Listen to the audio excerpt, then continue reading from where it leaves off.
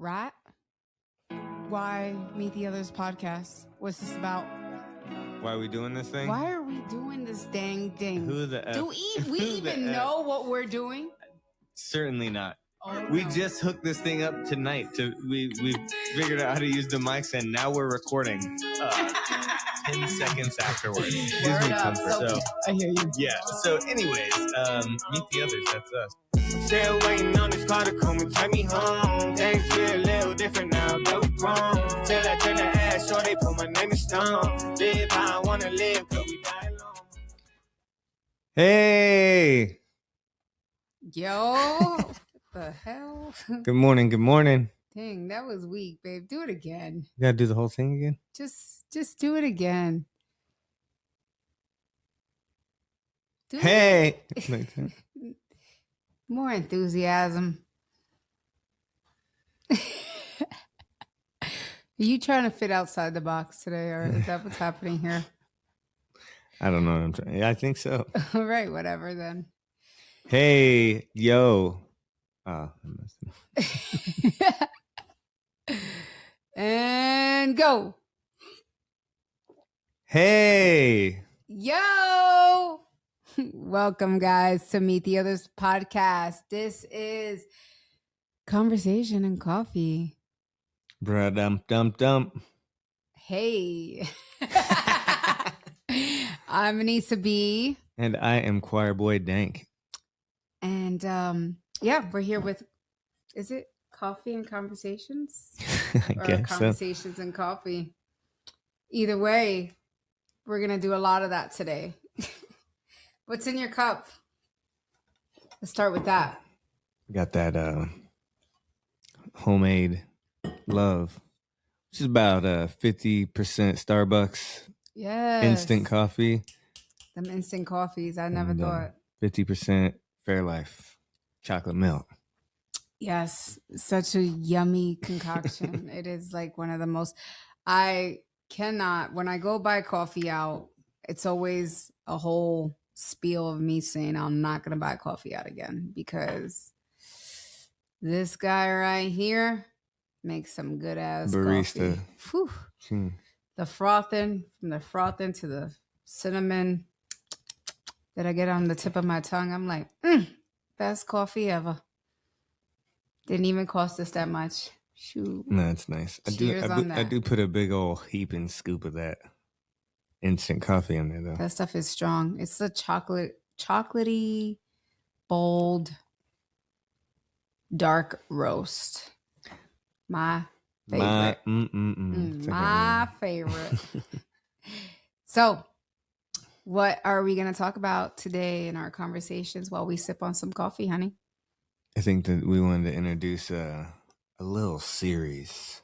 A little series of what? A series of people that we like to lovingly refer to as others.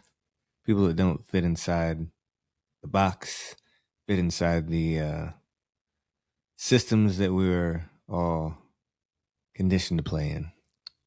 Did we come up with an idea of how we're going to start this? Yeah, series? Yes, we had 3 different shots. Okay. And none of those worked. So we switched our platform, and now we're coming back with a completely different subject. Yes, kind of just spoke to us. It was like kind of a blessing almost. Some divine inspiration. Heck yeah, I felt that Really? way. I felt that way. Something inside felt that way. Yeah, so we're going to talk about Jesus. Oh, shoot. Oh, now hold your horses there, guys. I know that some of you got up and said, "Oh, well, wait 1 second. We're done here. We're done here. We're gonna be done with this." And some of you guys were like, "Oh, amen, amen, amen." Jesus is my homeboy, you know, Jesus and is my it's homeboy. time to talk about Big J as it relates to being a outsider, a champion for the outsider, and a challenger of sorts. You know, so this a rabble rouser, if you will. So this series has nothing to do with whether you're religious, you know, or not. This is not to change your beliefs at all or anything like that. This is more of a human story, something that is super relatable in so many aspects of our lives and why we decided to choose Jesus. We were like literally working out, and it just like dawned on us, like we said something along the lines of, what would Jesus do? So fucking cliche. Really? Yeah, like, would Jesus go to this church? Would Jesus do this? Oh, right. Would Jesus Oh, do right. that? Right. What would Jesus do? Right. So that's like how we started that whole conversation, right? What do you say? Yeah, no, I think that you are right. I think that it actually may have come from someone saying something like that or whatever, and it just kind of growing into that, and then also then kind of, you know, comparing that to this series that we were doing episodes on and kind of Right. ideating about. Right. And we which did was- some bomb ass we did 3 bomb ass episodes of another, but was not in this I guess form. it may not have been meant to be in that space first, right? And I think that Yes. there was like some divine control happening or whatever. You know, Right. it just inspired action rather. So it was good. And yeah, no, it's funny. I think that this is a series that we want to continue on and really kind of highlight just the lives and accomplishments and theology, or just you know, things that like people that kind of challenge the system. Yes.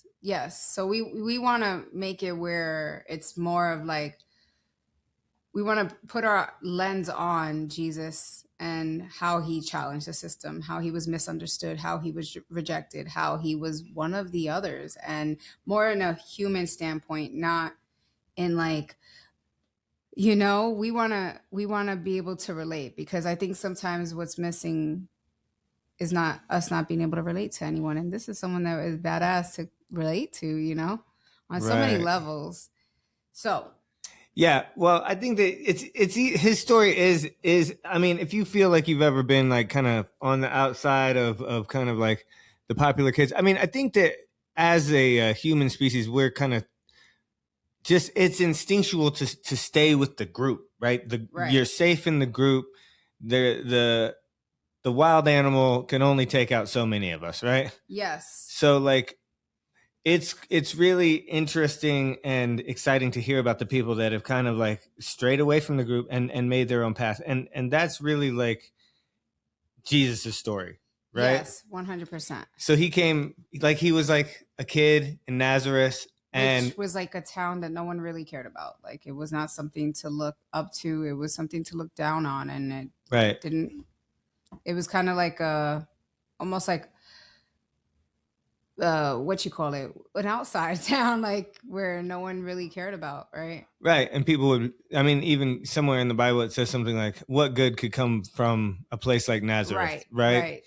And that's just like kind of like the perception of kind of where he started at. Right. And, you know, that's the beginning. And then as he's kind of growing up and kind of doing the I would say probably typical things that someone does as a growing child or as a working person. You know, he gets his skill as a carpenter, is living his life, and he's kind of saying that I have this divine path and I'm going to follow it, right? And his own brothers didn't believe him. Right. His own family was like, "Oh, if you're this person, then get up and tell everybody."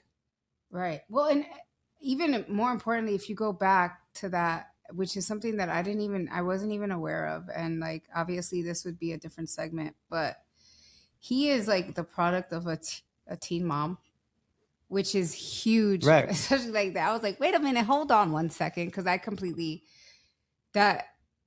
You've missed that. I really didn't connect with it fully. Right. Because to me, like, those are such, you know, growing up, those are like figures of like higher power. So Right. of course, in my mind, obviously adults are like figures of higher power, and they're adults, Right. not teenagers. So I thought that was crazy to like, oh, sweat. So it starts back from that. is already a Right. thing. That's another thing, another Right. strike against him. Yes, right. that's like the first strike. You know, that's the first strike, and then him just walking his path, and like you said, his brother's not believing him. Right. No one, everyone kind of looking at him. I mean, he went against so many structures, like control of, like, so. Yeah. I mean, the thing is he had the crowd with him at one point. Right. When he was healing people and doing miracles and feeding the masses, everybody wanted a piece. Right. Of bread and their wine and whatever they could get, Yes. and once their, stomachs were full and it was time to dive into the blessing, he kind of lost some people, and it's just funny because, yeah, I don't know. I think that he was, that's, I think a lot of people's story as it relates to being like kind of from the crowd, like as long as you play by everybody's rules, and give them what they want and make it easy for them, then you're down with the team.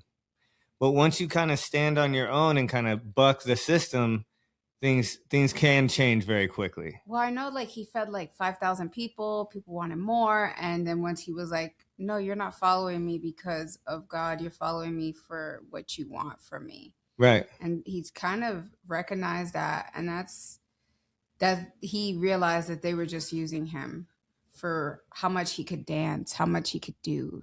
Right. So these almost like parlor tricks, yes, right? Almost yes. like, and he was a great entertainer in that space, but then once it came down to like the charge of his people to move in love and don't act in violence and be peaceful and kind of,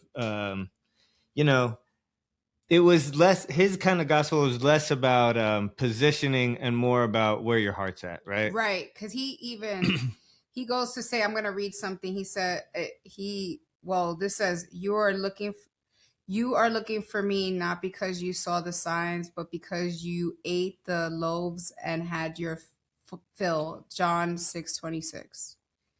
So, I mean, yeah, right there. He's like, you don't want you want a provider, not a mirror, not someone that you can like look into yourself. You're trying, your hand is out. Yeah, and there's someone in the Bible where he kind of then says that, I'm giving you the bread of life. Right. Through God, and if you accept him into your life, like you will be good. Right. But you're just so worried about on all these other like kind of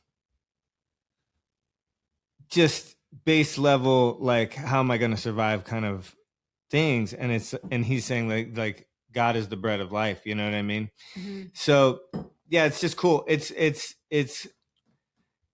cool to see how he really stood up, and it's also cruel to see how the people that he did feed and was trying to save and give the gospel to eventually turned on him. Right. It was so dangerous because he was so popular when he was doing for others, and then the moment that he no longer like was doing for others as much because he had more of a clearer purpose, right, to give the world. And once that became like a bother, so many people were after him and wanted to prosecute him, well, it's funny because it's really like the like the state at the time, or like the overarching powers, which is the state and the organized religion, was saying, yo, you guys, we got to take this guy out. Yeah, he's doing too much. That's really his tragic demise, is because one, he was saying that he was being, what do you call that? Blasphemous against God, right, and saying he was of God and he was one with God or whatever. And that was against the religion. And they knew that wasn't going to take him out. So they had to then say that he was the king to really take him out. And it was such a deliberate play by the people at the time. Right. To take him out. Yeah. because he was a threat, right? And then the masses were able to turn just because, you know, he didn't move in violence. They wanted violence. They wanted swift Right. action. Right. And he wanted to move in a more peaceful, loving kind of way. And even his friends, all his friends denied him. All his friends denied him. They turned away from him when he needed them. He still forgave them. You know, like, Right. it's okay. He knows no good. You know, he knows not what he's doing, right? Yeah, exactly. Yeah. Yeah. So that's kind of yeah. You got to go.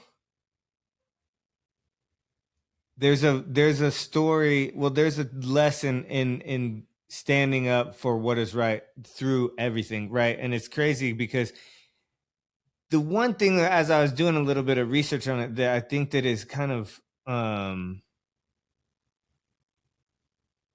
don't know, you hear it like when he's about to go into this like battle or this like kind of like fight for his own life, right? To some degree, he's praying to God, and he's kind of like, there's a point that's over kind of publicized in my mind, which is like, if not my will, then yours be done, right? But that comes right after him saying the idea of like, I don't want this cup, is what he says, which is like kind of like a spiritual comparison to like, I don't want this set of action series of events to go through. Like, I don't want to get crucified and have to die on the cross. Right. I don't want to do this. Like, this is bad. This is not going to be fun. He's like crying and like, but then he comes to the realization, like, so like this, if this is the way, then I just accept it because it's of your will. Right. So he never gave up on his beliefs. Right. Right. And he stood up through a very human feeling of screw this. Right. I don't want to do this anymore. And so I think that when we've kind of done all this research, right? And we've thought about, you know, how we wanted to do this, the reason why we came up with this was because we were talking about, would Jesus go to many churches? And would he be happy going into these churches? And it kind of opened up our conversation, right? Right. It did. Yeah. And that kind of, it was like the string on the sweater. Right. Because we're like thinking about this. And honestly speaking, when I think about Jesus, like, and you know, like I said before, people are human, and churches are filled with human beings. With people. It's not, you know, this is not to be political or religious or anything like that. I'm just saying there's just humans in churches, and it's the churches are made of humans, and then humans are people, and people are human. And there we go. It's just all about being human. And you know, a lot of people, humans, right, will quickly judge you immediately when you walk into a church, or if you don't walk into a church, and put you in a category. And that is something that Jesus would have been like, yo, this is whack. Like, don't judge anyone. Don't judge anyone if this is their first time coming, if this is their 20th time coming after 10, 20 years not being in a church. Right. And he would have sat with all the misfits. And I mean, his crew was all misfits. Exactly. Which makes it so dope. Exactly. I mean, I think that was another reason why we wanted to say, because it's like, dude, all his people were the outsiders, were the others. They were all the, you know, the dirty fishermen, the freaking sex workers, the tax collectors, you know, people that like most church going people would, you know, maybe look at a little sideways. And I think that sometimes that's the cool thing about his story too, is he's the OG table flipper. Yes, that is good. That is good. Yeah. So like, that was kind of what started our conversation, because we were like, would he be our friend? Right. You know, like, right. That's a dope question to ask. Would he be someone? I think he loves everyone. but I think that he would also be very much not disgusted, but disappointed in some for the way that they turn people away, the way that they gossip. Well, I think that that's the people he'd be most disgusted at. You know, it's hard. I think you know yeah. I don't know. The thing is God and Jesus. Sometimes I get both of them right. kind of some of the. I think that they have different personalities. Right. You know what I mean? But yeah, Jesus, I think that he definitely walked with a lot of love. And, you know, sometimes in the Old Testament, there is a little bit of fire and brimstone from God. And, you know, I think that both of those have their place, right? Right. So, yeah.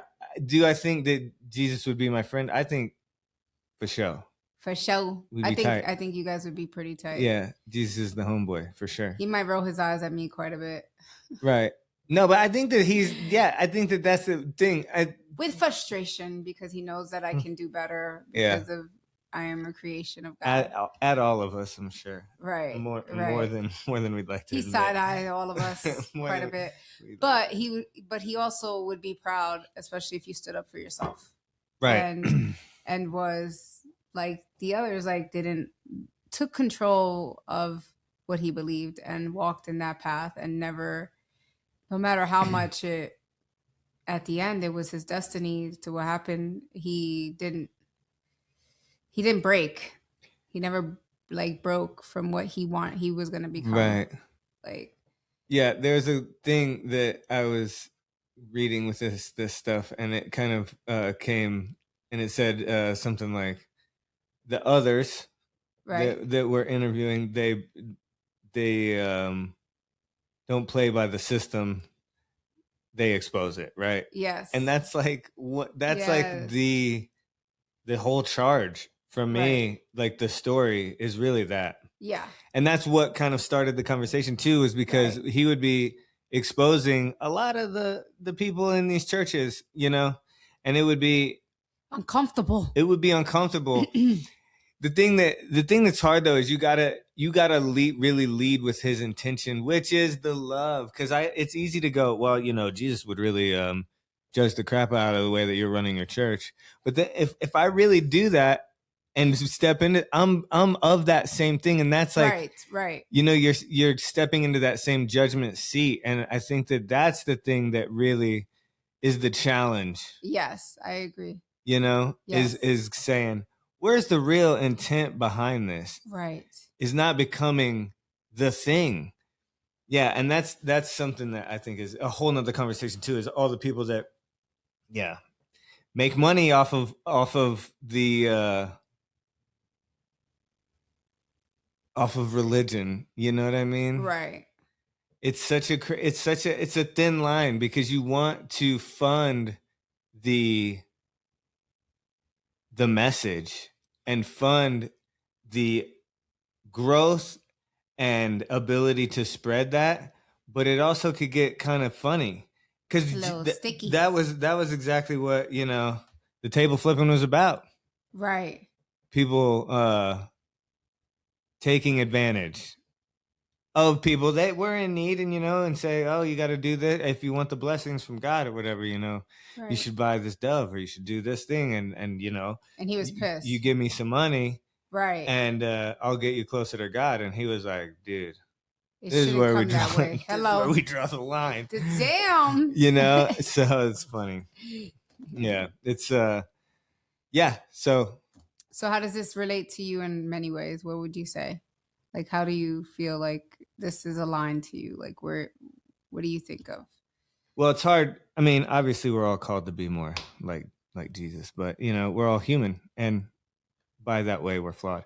So does it align with me? It's hard to say. I don't want to be too, I am on my own high horse. Right. But, you know, I think that, it's hard not to look at that story and you know, not to relate a little bit to just being an outsider at times and trying to stand up for what you think is right.